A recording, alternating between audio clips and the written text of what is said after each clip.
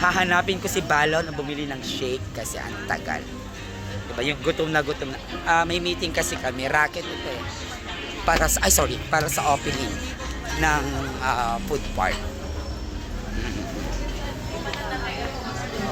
But I have to see too. That's Balaw. Hi, Ian. Sa inyo po, sir. Just making sure, brother, that Melon, kinuha ko. hindi dapat may kapareho noon. Ala. Finally, nandito na nga po yung favorite kong stall. Dati pa since day one na mahilig ako sa fruit shake. O, diba? Come and visit them here at Elias Food Park. Mike Buko Licious de Frutas. Ayan. Si dati nga eh. I do not know kung ano mong favorite mo dati. Sabihin mo, tanungin mo na bilis. Ayan. Thank you ulit sa Mike Buko's Delicious Frutas. Ayan. Mike Bucolicious de Frutas.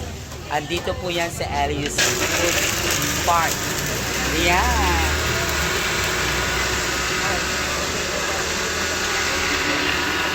Well prepared, maayos, malinis ang kanilang food preparations and everything. So come and visit them. Always fresh.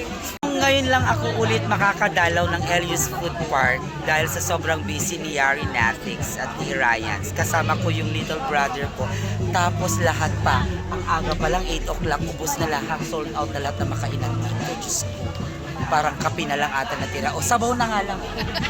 Diba? With, syempre, the owner and manager of Elias Food Park, si Ma'am Daisy Sabado, at syempre, ang ating best work ng bayan.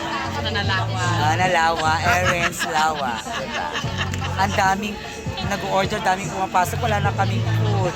Kaya ginawa ni Beshi, kahit wala nang order doon, ay, tumampla ulit kayo, magtimpla ulit kayo ng panibago, lutuan nyo kami.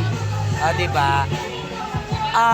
Soon to open, malapit na March 30, come and join us sa Food Park sa Bawang.